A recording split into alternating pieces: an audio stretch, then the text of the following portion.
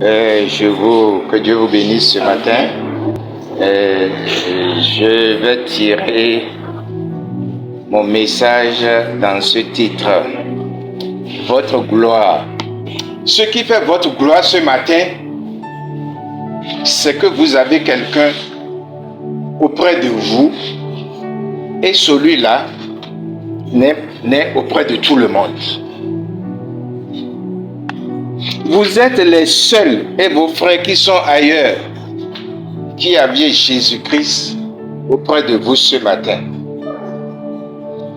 Non seulement qu'il est auprès de vous, il est même en vous. Donc vous pouviez lui dire tout ce que vous voulez. Même si vous êtes tombé, dites-le lui. Pendant que le monde vous critique, dites à Jésus, je suis tombé. Je suis dans la boue. Qu'est-ce qu'il fera? Il va vous tendre sa main. Parce que la Bible dit, l'Éternel dit, ma main n'est pas trop courte pour sauver. Amen. Alléluia. Maintenant, je vous invite à rester unis avec votre Dieu. Le chrétien et Dieu sont comme une famille. Tant que la famille restera unie, l'ennemi ne trouvera jamais de faille pour y rentrer. Parce que la Bible déclare, vous êtes plus que vainqueurs. Et moi, personnellement, je vous dis que c'est ça qui fait ma force. Ce qui fait ma force, c'est que je suis toujours avec mon Dieu. Pour une seule raison, il a dit, je combats pour toi. Il a dit, je suis ton bouclier. Alors, je suis en droit de tenir tête à tout celui qui va se dresser sur mon chemin. Même si celui-là est un parent. Vous voyez, Dieu vous tient. Il vous tient si vous êtes dans sa parole. Parce qu'il n'est nulle part si ce n'est dans sa parole. Parce qu'il tient sa parole. Et si vous êtes dans sa parole, il vous tient. Ne vous jugez pas vous-même.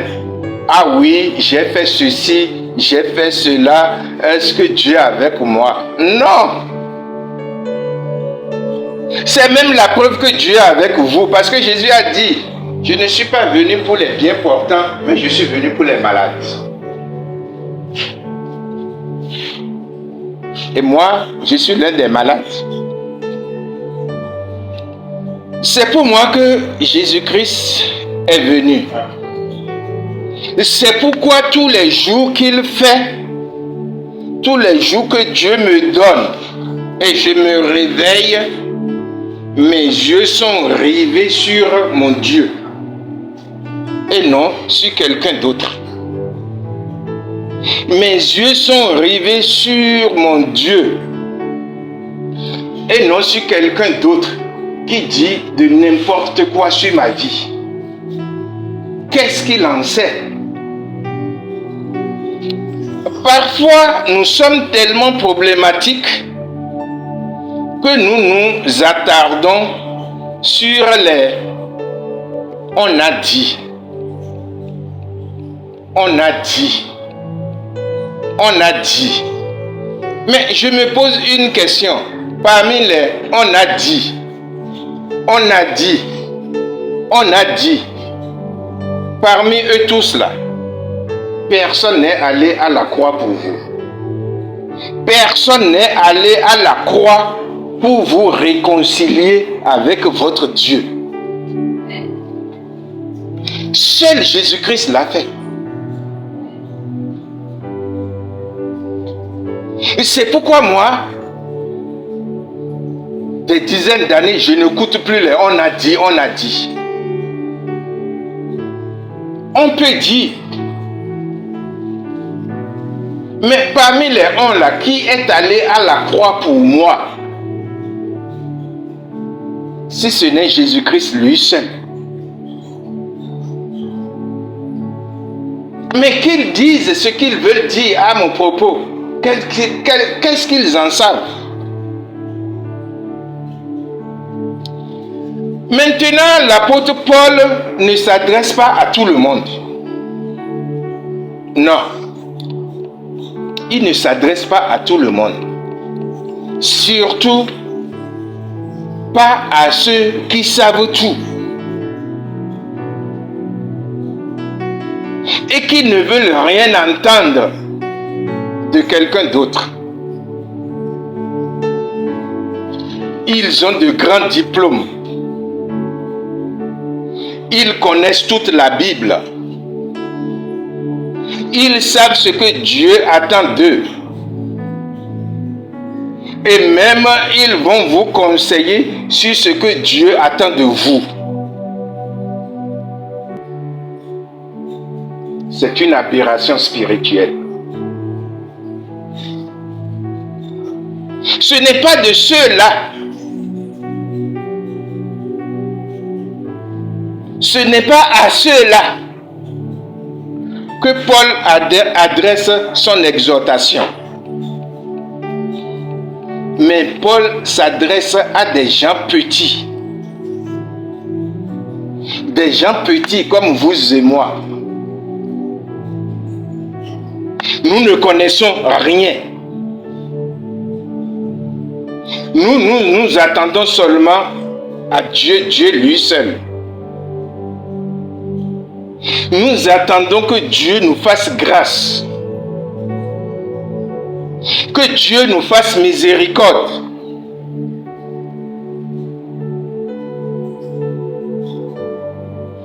Paul s'adresse à ceux qui sont prêts à se faire petits et humbles. Pas que l'évangile va vous faire petit et humble. Pas qu'une situation difficile va vous faire petit et humble. Mais c'est toi-même qui te décideras de te faire petit et humble. Voilà l'effet pathétique du pouvoir de décision. C'est une décision. Amen. Ils sont prêts à se faire petits et humbles. Voilà ceux à qui Paul a adressé son exhortation. L'exhortation de Paul n'est pas pour tout le monde. Ce n'est pas pour les gens qui savent tout. Ce n'est pas pour les grands docteurs en théologie.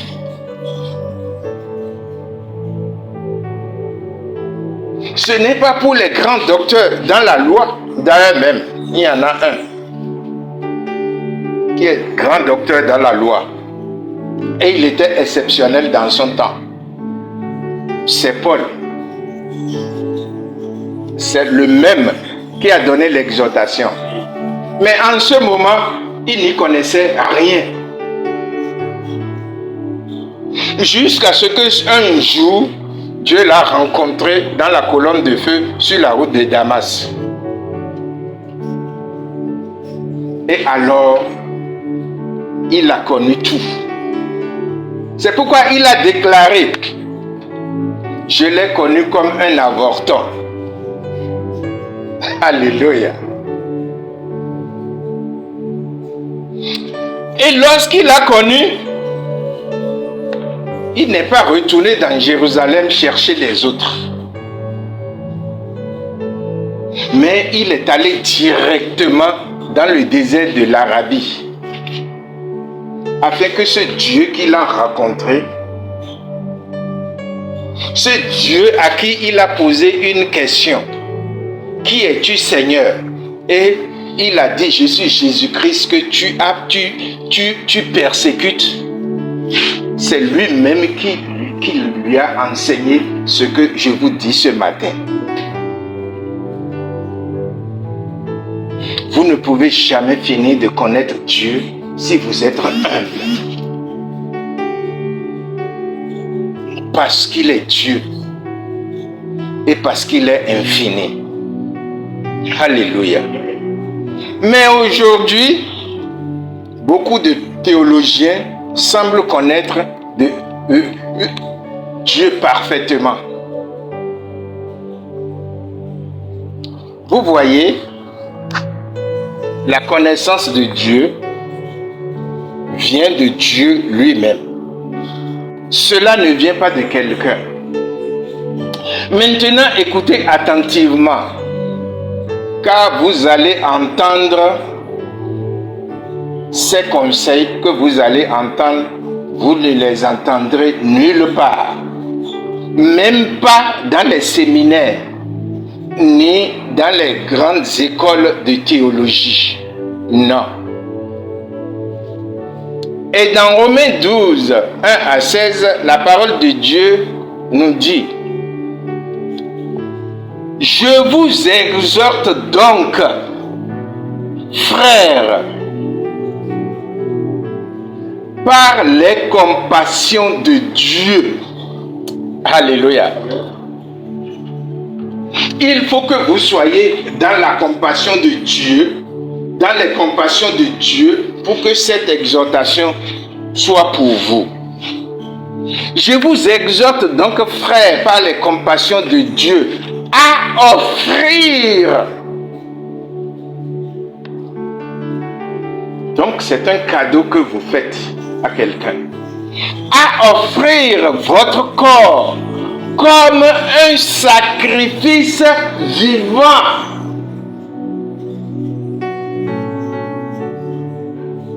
Maintenant, il parle à tous ceux-là dans nos assemblées qui pensent qu'ils ont trop fait.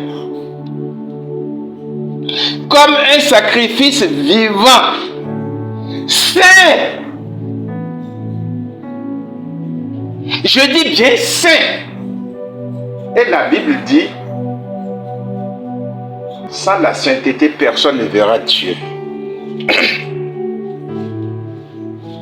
Saint, agréable à Dieu, ce qui sera de votre part un culte raisonnable.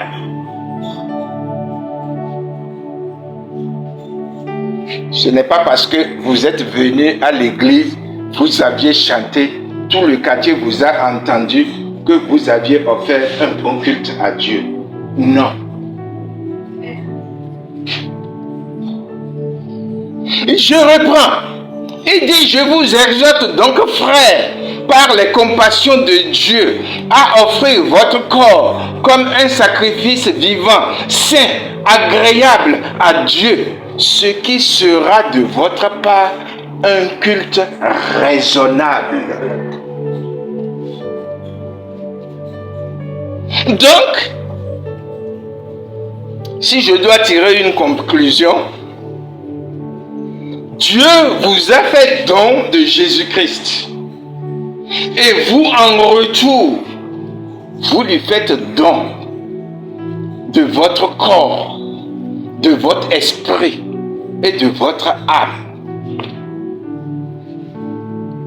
Est-ce que Dieu a trop demandé? Est-ce que Dieu vous a trop demandé?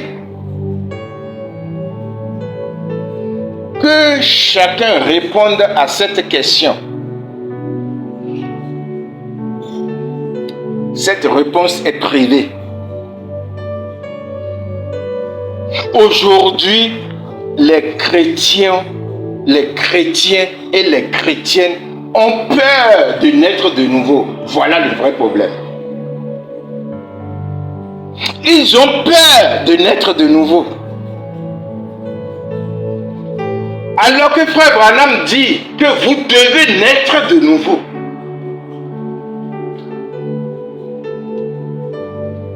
qu'est-ce qui se passe? Les chrétiens se disent dans leur tête, si je ne vais plus en boîte de nuit, on va me critiquer. Si je renonce de faire ceci ou cela, on dira que je suis devenu un vieux vulgaire ou une vieille vulgaire. Vous faites erreur. Vous faites erreur. Est-ce que ces chrétiens ou ces chrétiens qui sont là à vous juger, à vous critiquer parce que vous avez abandonné ceci ou cela, parmi eux, qui est allé à la croix pour l'expiation de vos péchés? Qui est allé à la croix pour l'expiation de vos péchés? Devons-nous obéir à Dieu ou aux hommes? Réfléchissez avant de conclure. Réfléchissez avant de conclure.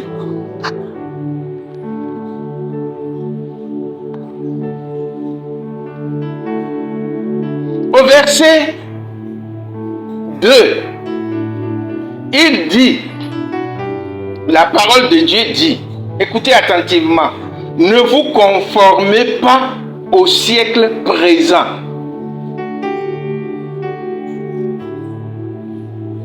mais soyez transformés par le renouvellement de l'intelligence,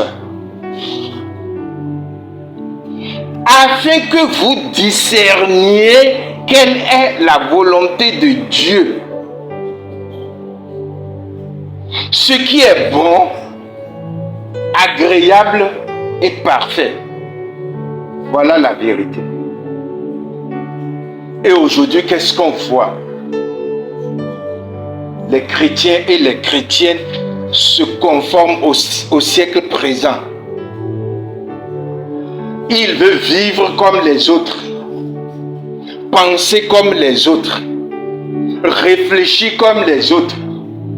Et les enfants veulent répondre à leurs parents comme les enfants des vauriens répondent à leurs parents parce qu'ils ont copié ça à l'école. Et c'est la dérive totale.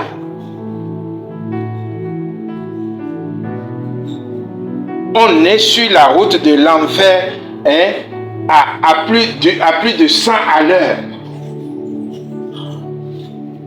Et on pense que c'est une vie moderne. La modernisation tue. Ça tue le chrétien. Vous voulez faire comme les autres, alors bienvenue à l'enfer. Et Paul dit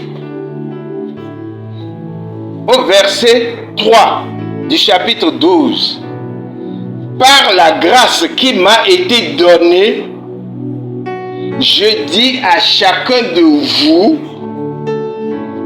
de n'avoir pas de lui-même une trop grande opinion, mais de revêtir des sentiments modestes, selon la mesure de foi que Dieu a départir à chacun. Maintenant, que ceux qui pensent qu'ils sont absolus dans leur ministère, dans leur fonction, dans leur maison, dans leur service et autour d'eux, qu'ils réfléchissent. Qu'ils réfléchissent. Car c'est Dieu qui est notre absolu. Jésus-Christ est notre absolu. Ayez le courage de prouver gentiment aux gens que sans lui, vous n'êtes rien. Et Jésus-Christ l'a fait durant son ministère. Il a dit publiquement, je ne fais rien sans que mon Père qui est dans les cieux ne me le montre premièrement. Il a montré qui est son absolu. Il a montré qui il doit écouter. Il a montré qui il doit obéir, à qui il doit obéir.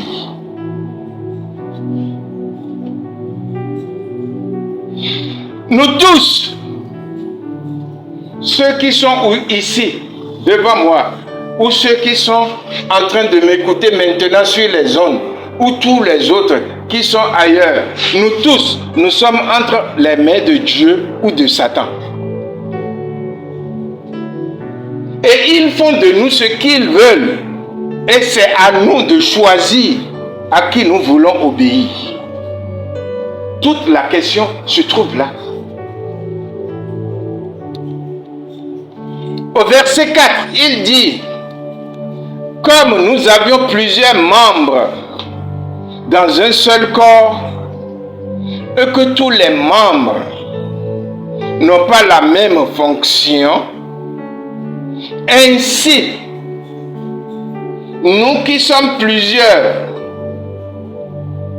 nous formons un seul corps en Christ. Nous qui sommes plusieurs, nous formons un seul corps en Christ. Et nous tous, et nous sommes tous membres les uns des autres. C'est ça la famille. C'est ça qui se passe dans la famille.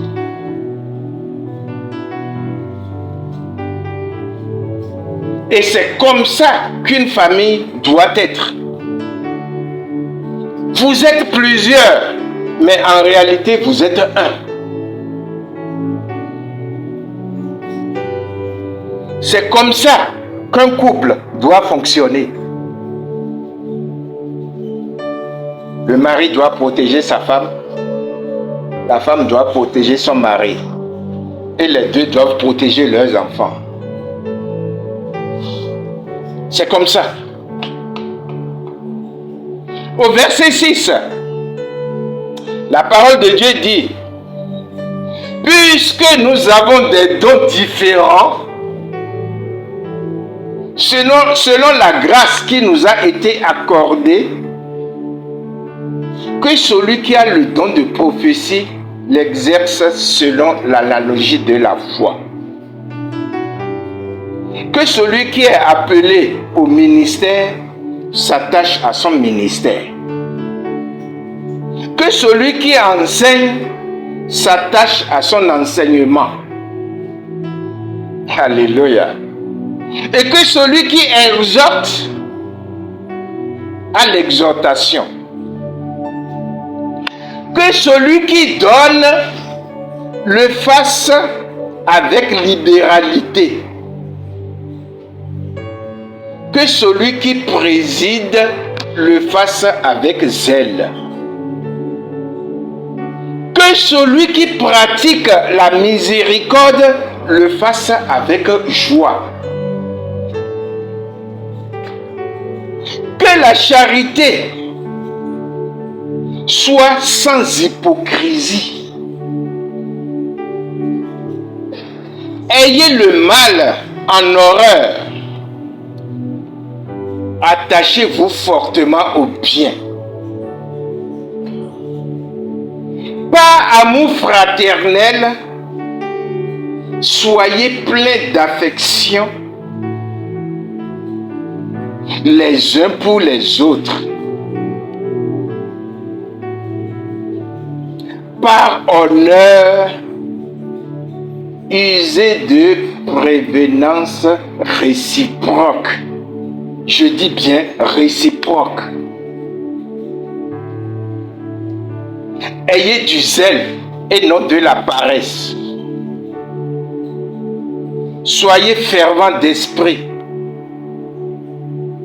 Servez le Seigneur. Alléluia. Vous voyez, Servez le Seigneur. Donc tout ça, c'est pour le Seigneur que vous le faites. Toute la parole de Dieu se trouve là. Et c'est la loi et les prophètes. Voilà pourquoi Jésus-Christ est allé à la croix pour le compte de tout un chacun de nous. Toute la vie éternelle se trouve là, dans cette exhortation. Voilà où votre foi devait être rivée. Voilà ce qui prouve que vous avez le Saint-Esprit.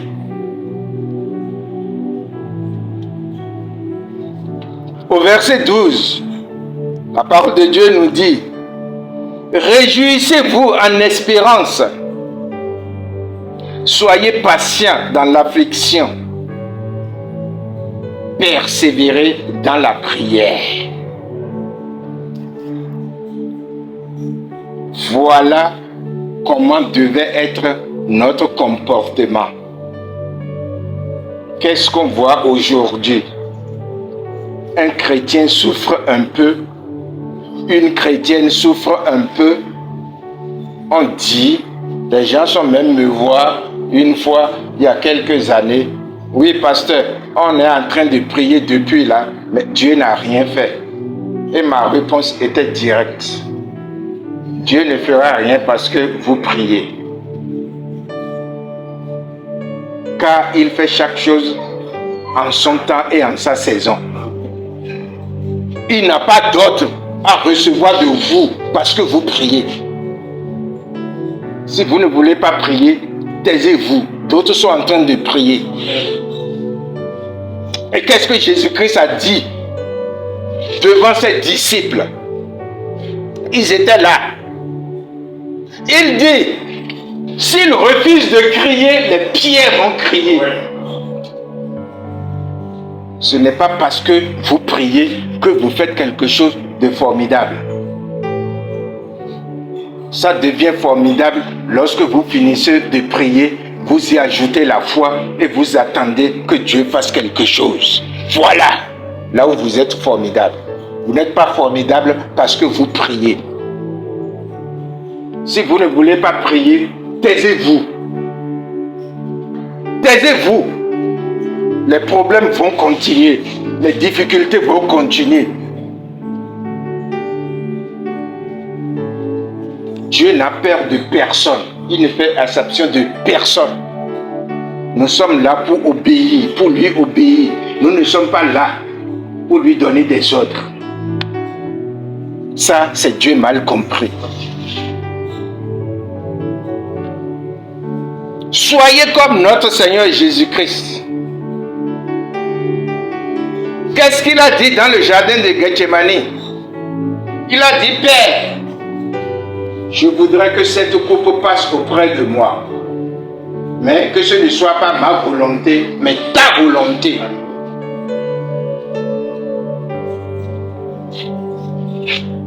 Alléluia. Il y a beaucoup de gens qui se trompent. Au verset 13, il dit, pourvoyez aux besoins des saints, exercez l'hospitalité, bénissez ceux qui vous persécutent, bénissez et ne maudissez pas. Réjouissez-vous avec ceux qui se réjouissent, pleurez avec ceux qui pleurent. Alléluia. Au verset 16, il dit, ayez les mêmes sentiments les uns envers les autres. Amen. Voilà là où l'Église a failli. Les frères et les sœurs sont devenus méchants. comme des fils et des filles de Satan. Ils sont devenus méchants, alors que vous devriez être des fils et des filles de Sarah. Dans quel monde nous sommes? Et on se dit chrétien. Je suis chrétien. Et la parole de Dieu continue. N'aspirez pas à ce qui est élevé. Alléluia. Et aujourd'hui, quand un serviteur de Dieu n'est pas loué dans son église ou un pasteur, on fait tout pour être loué. Et la Bible dit, n'aspirez pas à ce qui est élevé, mais laissez-vous attirer par ce qui est humble. Ne soyez point sages à vos propres yeux. J'ai prêché dans les capitales et j'ai entendu le pasteur dire, attention, si je m'énerve, c'est grave. Un jour, en blague, j'ai dit à un éminent pasteur qui m'avait invité. J'ai dit, mais pasteur, leur Dieu est votre Dieu. Et il m'a tapé sur les épaules. Il a dit, ça c'est vrai. C'était une parenthèse.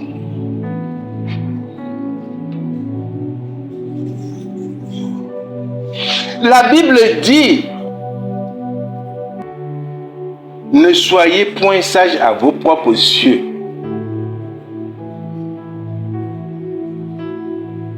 Mon frère, ma soeur, que Dieu te bénisse si tu es sage envers un frère ou une soeur.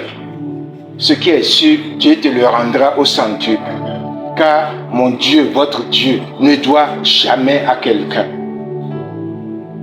Au verset 17, la parole de Dieu dit, ne rendez à personne le mal pour le mal, mais cherchez ce qui est bien devant tous les hommes.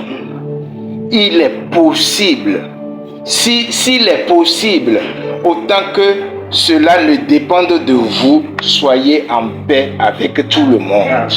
Alléluia.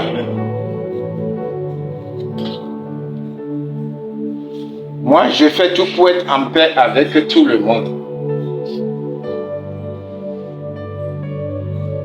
Mais je demande toujours à Dieu de me donner l'esprit de discernement à propos de chaque frère et de chaque sœur.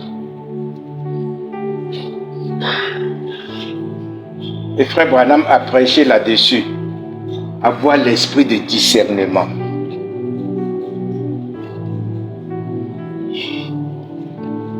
Au verset 19, la parole de Dieu dit, ne vous vengez point vous-même, bien-aimés, mais laissez la colère. Car il est écrit, à moi la vengeance, à moi la rétribution, dit le Seigneur. Voilà là où moi j'agis. Je dis, Seigneur, je ne les connais pas. Toi, tu les connais. Combats-les, quel que soit. Combats-les. Je ne veux pas les connaître.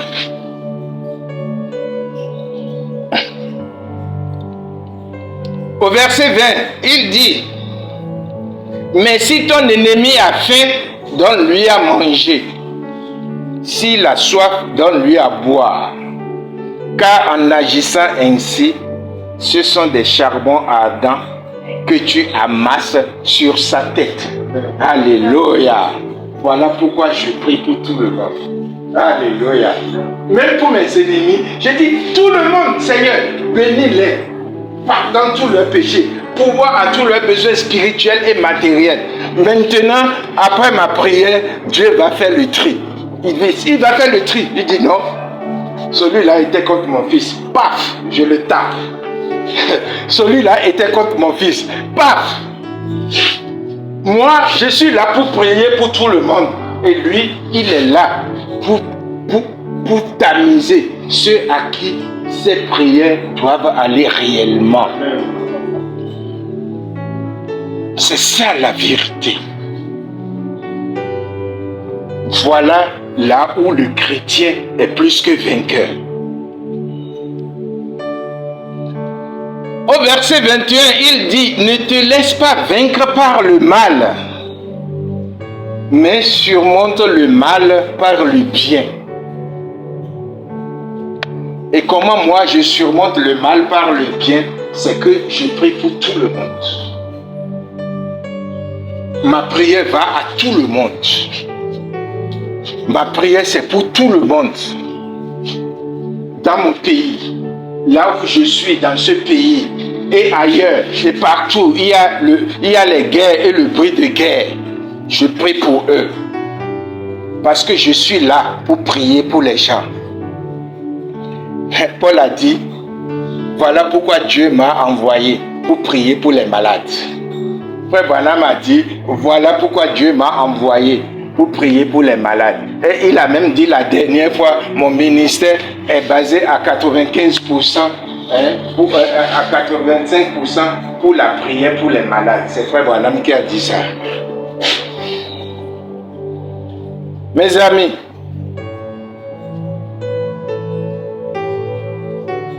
voilà là où il y a les problèmes. Ne te laisse pas vaincre par le mal, mais surmonte le mal. Ça, c'en est trop pour les chrétiens. C'est trop pénible pour les chrétiens d'aujourd'hui. Ils passent tout leur temps à critiquer.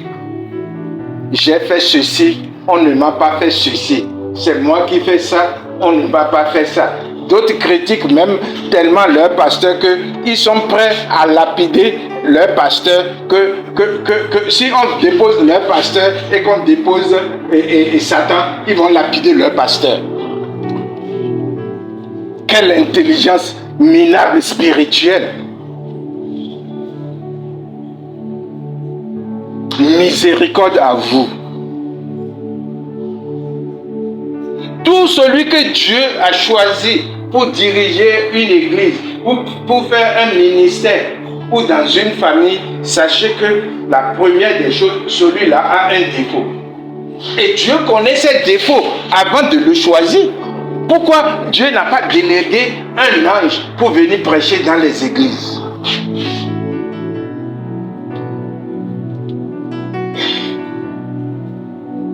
Je ne plaide pas pour les pasteurs, parce que parmi les pasteurs, il y a beaucoup qui font ce qui n'est pas bien. Mais ce n'est pas pour autant qu'on va chercher à lapider tous les pasteurs.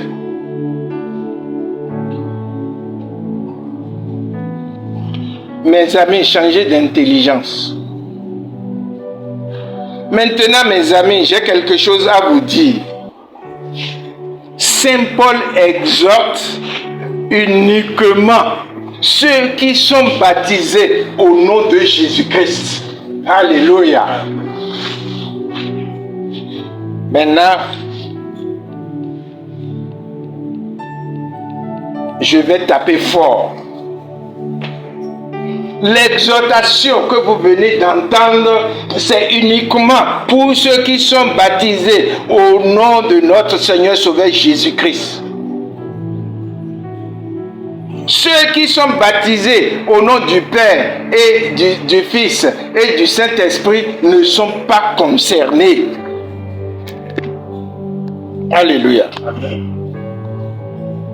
La dernière fois, quelqu'un m'a appelé, je ne sais d'où, il n'a pas voulu décliner son identité.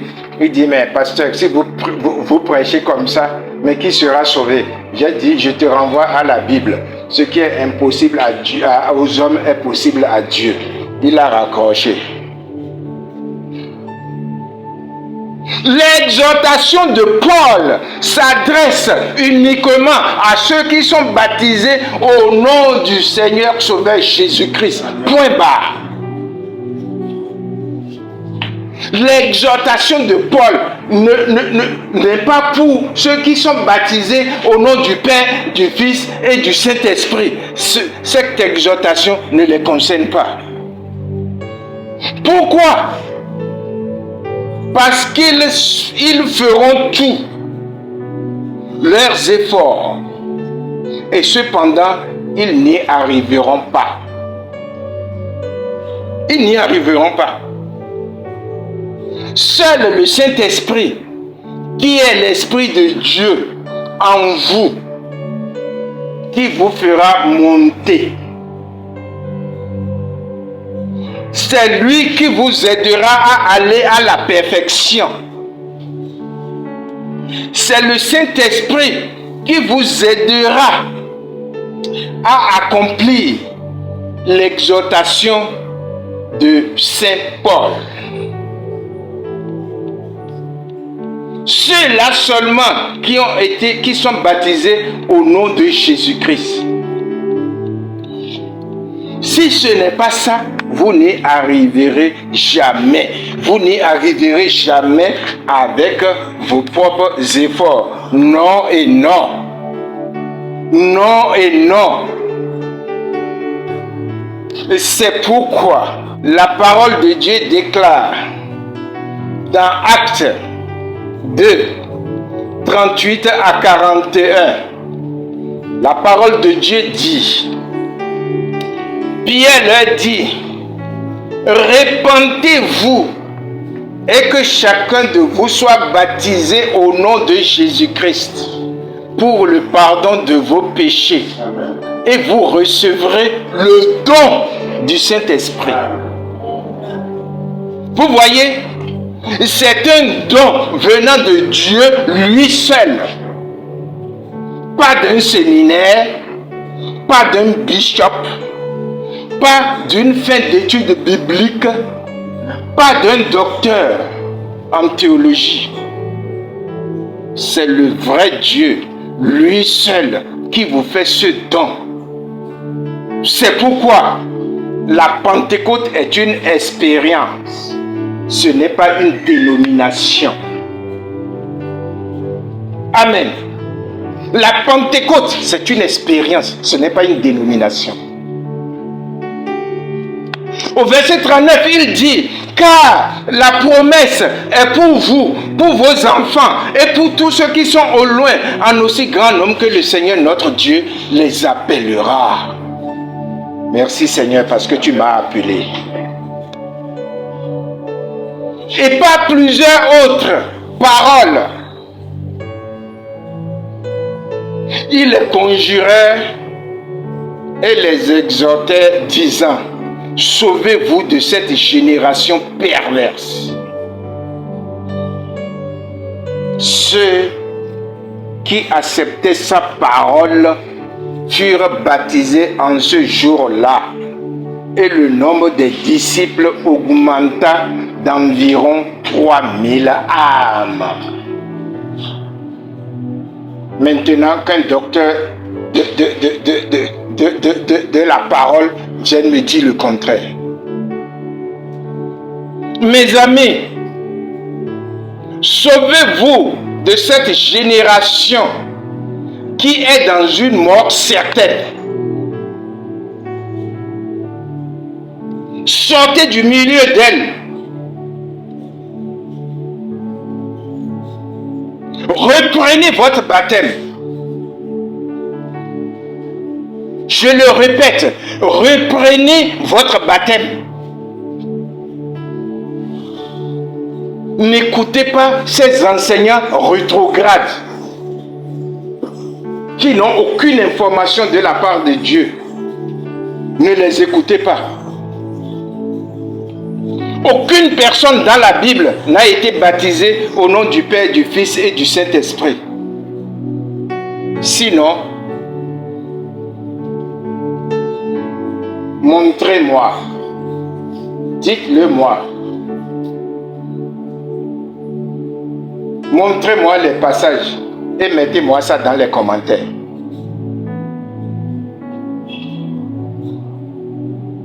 Nous allons y revenir. Père, Fils et Saint-Esprit sont des titres qui se rapportent à un seul nom. Et ce nom, c'est Jésus-Christ. Je répète, Père, Fils et Saint-Esprit sont des titres qui se rapporte à un seul nom. Et ce nom s'appelle Jésus-Christ.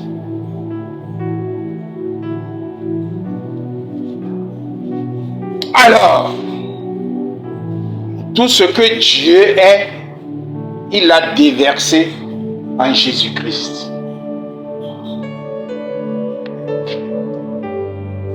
C'est pourquoi on dit qu'il est le même hier, aujourd'hui et éternellement. Et Jésus-Christ a dit au cours de son ministère, je ne suis pas venu pour abolir la loi et les prophètes, mais je suis venu l'accomplir. Et ce jour-là, à la croix, il a dit, Père, tout est accompli. Alléluia. Et tout ce que Jésus-Christ est, il a déversé dans l'église épouse.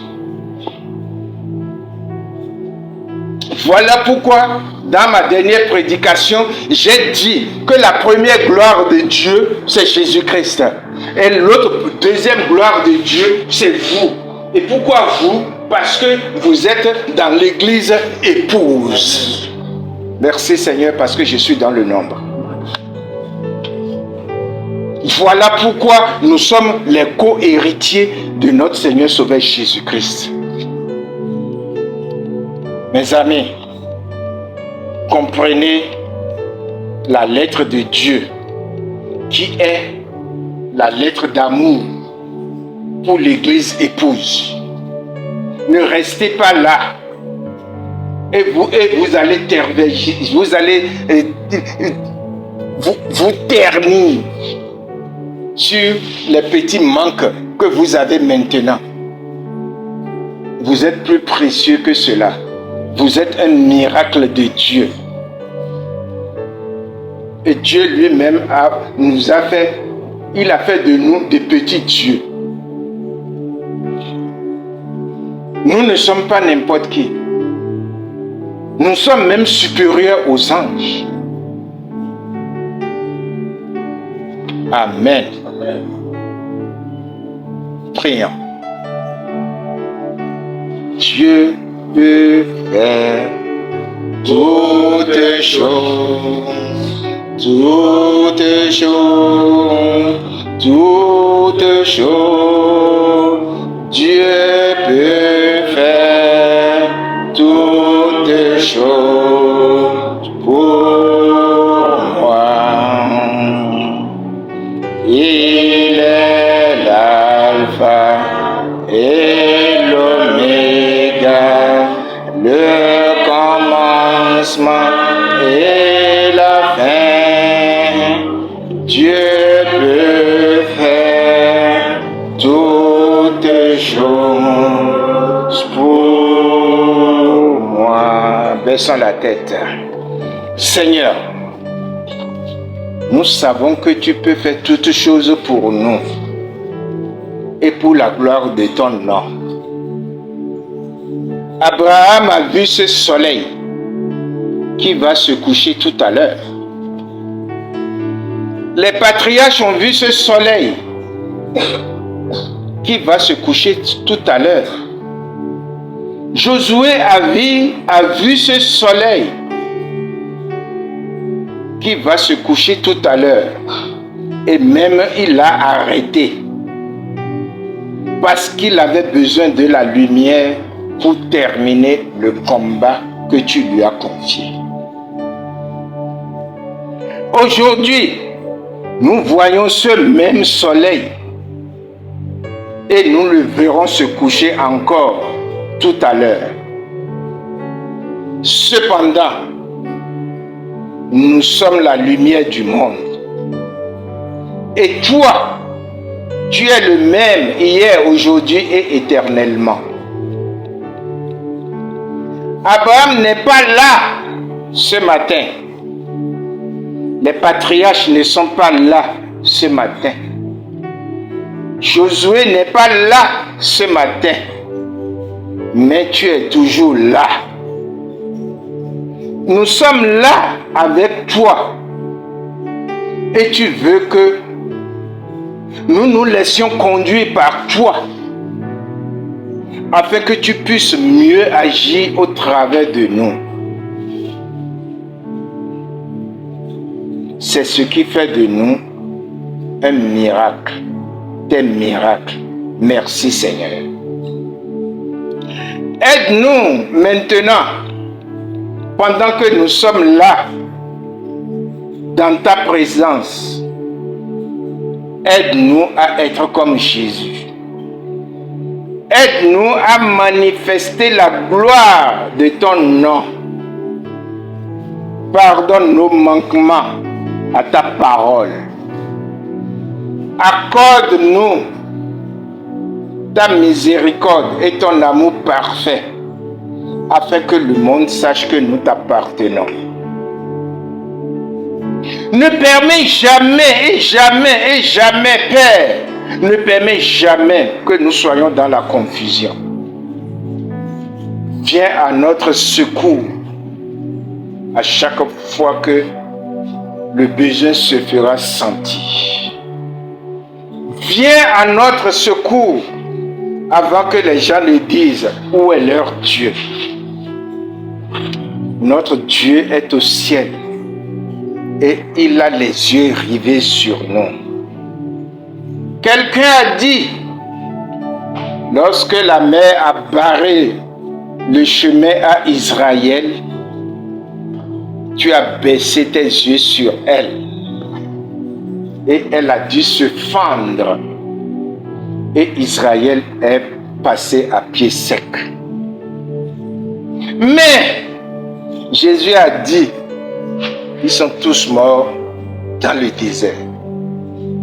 Mais nous, ce matin, nous sommes plus qu'Israël parce que nous sommes dans l'église épouse. Au nom de Jésus-Christ, combat tous ceux qui nous combattent. Bénis tous ceux qui nous bénissent. Et que nous soyons l'étendard de ta gloire. Soutiens-nous sur tous les plans, afin que la honte ne soit jamais pour nous. Garde-nous, Seigneur, jusqu'à ce que nous te rejoignons dans les cieux. Amen. Garde-nous, Seigneur, jusqu'à ce que nous nous voyions. Amen. Pour te prier en esprit et en vérité. Nous te le demandons au nom de notre Seigneur Sauveur Jésus-Christ. Amen. Merci, Seigneur. Que Dieu vous bénisse. Ne croyez pas qu'il n'a pas les yeux rivés sur vous.